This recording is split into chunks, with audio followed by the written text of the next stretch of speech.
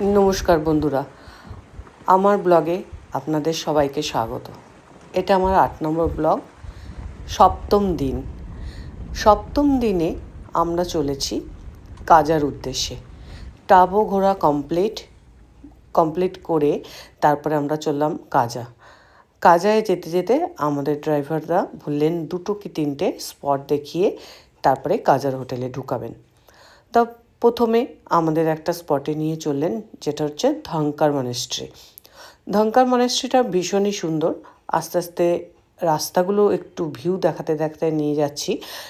হিমালয়ের যে পাহাড়ের যে সৌন্দর্য, হিমালয় পাহাড়ের যে একসময় 33 মহাসাগর ছিল, সেখানে যে এরকম একটা পাহাড় তৈরি হয়ে গেছে, মানে প্রকৃতির কি সৃষ্টি, সেটাই একটু তোমাদের সাথে শেয়ার করছি। যারা যারা গেছো তারা তো দেখেই এসেছো, আর যারা দেখোনি এখনও পর্যন্ত, যাবে ভাবছো, অবশ্যই স্পিতি ভ্যালি ট্যুরটা করে ফেলো। সত্যি বলছি, আমার স্পিতি ভ্যালি ট্যুরটা এত জায়গায় ঘুরি, খুব ভালো লেগেছে। মানে ঘোরার আনন্দটাই এই যে প্রতিদিন 5, 6, 7 ঘন্টা, কোন দিন 5 ঘন্টা, কোনো দিন 6 ঘন্টা, কোনো দিন 7 ঘন্টা জার্নি করতে হয়েছে। আমরা এখন আছি কি মনেস্ট্রি, স্পিতির কি মনেস্ট্রিতে। অপরূপ শোভা, না দেখলে কেউ বুঝতে পারবে না। ছবিতে এতটা বোঝা সম্ভব না, সেই জন্য দেখার জন্য আসতে হবে। দেখুন সিনারি, দেখুন খুব বেশি ভয়ের নেই। অক্সিজেনের অভাব বলে আছে অল্প, একদম আস্তে আস্তে হাঁটাচলা করলে কোনো অসুবিধা হবে না। প্রকৃতি ঢেলে দিয়েছে, একদম শোভায় ঢেলে দিয়েছে।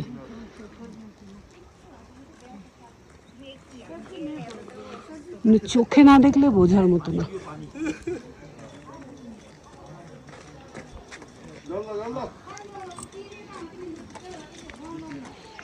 অপরূপ দৃশ্য, না দেখলে বোঝা যায় না, সত্যিই বোঝা যাবে না।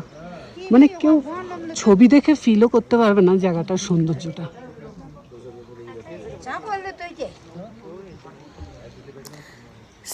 পাহাড়ের ঢালের সিনারি এত সুন্দর, আর সবাই বলে অক্সিজেনের কষ্ট।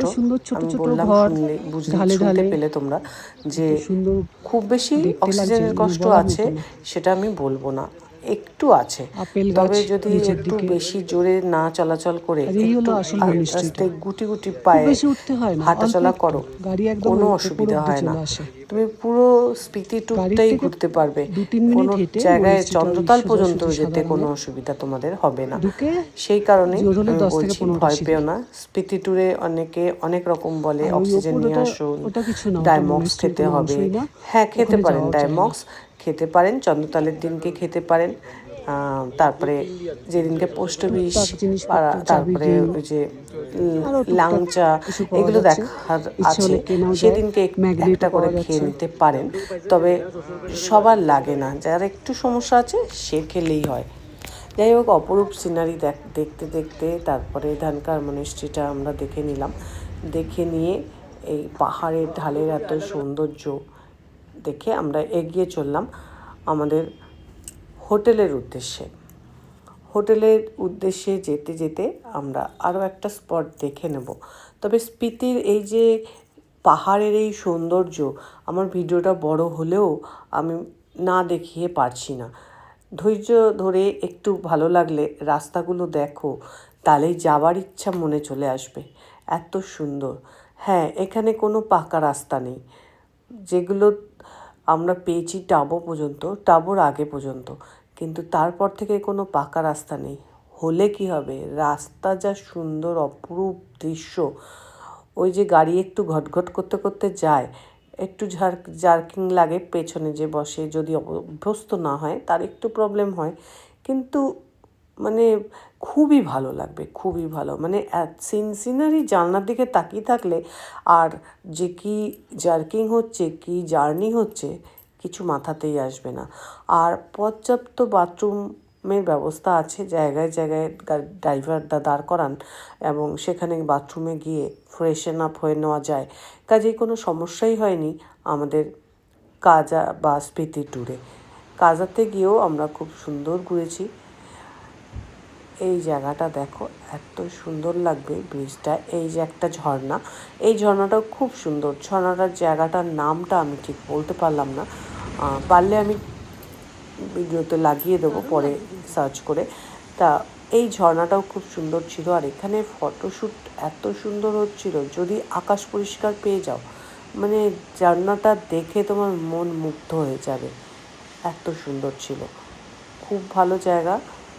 আমরা এখানটা কিছু ছবি টবি তুললাম, তুলে তারপরে ড্রাইভারটা বললেন যে ছবি টবি তুলে এবারে এগিয়ে যাব, আমাদের হোটেলে পৌঁছাতে হবে। আমরা এবারে এগিয়ে গিয়ে আমাদের হোটেল পর্যন্ত পৌঁছালাম। কিন্তু যে হোটেলটা আমাদের দিয়েছিল সেই হোটেলটা আমাদের তখনকার জন্য পছন্দ হলো না। তার ঘরগুলো খুব ছোট ছোট ছিল। তার ড্রাইভারটাকে বলাই ছিল, তাই উনি আবার আরেক জায়গায় ব্যবস্থা করলেন। আমরা এখান থেকে বেশ কিছুটা দূরে আবার গাড়ি ড্রাইভ করে ফিরে আসতে হলো এই হোটেলে। প্রথমে এই স্পিতি ভ্যালির এই হোটেলটা দেখিয়েছিল, কিন্তু এগুলো একটু নিচের দিকে রুম, তাই জন্য আমরা ওপরে ভিউ চাইছিলাম। তারপরে দেখলাম ওই রুম যেটা দিচ্ছে তার থেকে এটা ভালো, কিন্তু এটা তাও 20 মিনিট গাড়ি ওই খারাপ রাস্তা দিয়ে ফিরে আসতে হয়েছে, তারপরে এইখানে রুমটা নিয়েছি। চলো তোমাদের সাথে রুমগুলো শেয়ার করি, কেমন লাগে দেখো। খারাপ নয় কিন্তু, একদম মোটামুটি ভালোই চলে যায়, শুধু একটু নিচের দিকে। কিন্তু ভিউ তো ঘর থেকে সবসময় দেখাই হয় না, ঘরে থাকলে তো বসে আড্ডা নিজেদের কাজ এইসব করতে করতে দিনটা তারপরে বেরোনোর সময় হয়ে যায়। সেই কারণে রুমগুলো সুন্দর ছিল, তাতেই অনেক ভালো। এই নিচের দিকে নামছি, ওপর দিকে উঠছি না, কিন্তু লাঞ্চ ডিনার করবার জায়গাটা ছিল ওপর দিকে, তাই একটু অপছন্দ ছিল। কিন্তু যেটা পরে নিয়ে গেল ওর থেকে এটা অনেক বেটার কোয়ালিটি। আমাদের দুজনের দুটো রুম ছিল। এই হোটেলের একটা জিনিস স্ট্রিক্ট ছিল যে লাঞ্চ ডিনার এই ব্রেকফাস্ট ডিনারের টাইম বাঁধা। আমরা একটু রাতে করে খাই বলে 10টার পরে ডিনারটা ঘরে চাইছিলাম, যে 10টার পরে খাবো, ঘরে দিয়ে দাও। ওনারা বললেন না, ঘরে দেওয়া যাবে না, দেওয়ার লোক নেই, আমাদের এখানে কাজের লোক কম, তাই আর ঘরে দেয়নি। 9:30টার মধ্যে ওদের ওখানে ডিনারটা কমপ্লিট করে নিতে হতো। 9টা থেকে ডাক শুরু হয়ে যেত, 8:30 থেকে। তারপরে সামনে একদম হোটেলের অপোজিটে একটা মনেস্ট্রি ছিল, সেই মনেস্ট্রিটাতে দেখতে গেলাম, একটু ঘুরতে গেলাম।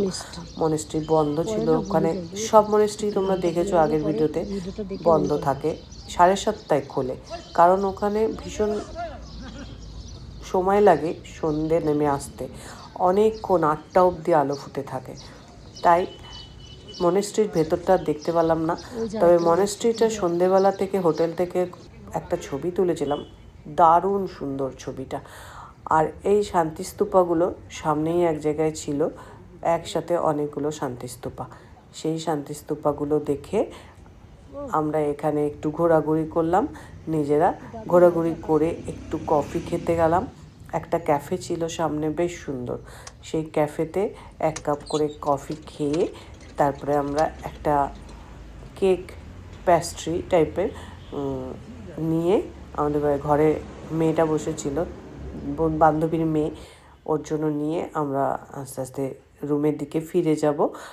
আর আমার ভিডিওটা যদি ভালো লেগে থাকে একটু লাইক কমেন্ট করে দিও, ফেসবুক থেকে দেখলে একটা ফলো করে দিও, ইউটিউব থেকে দেখলে একটা সাবস্ক্রাইব করে দিও। আজ তাহলে এখানেই ভিডিওটা শেষ করলাম, পরের ভিডিওতে আবার দেখা হবে। টাটা বাই বাই, সবাই ভালো থেকো।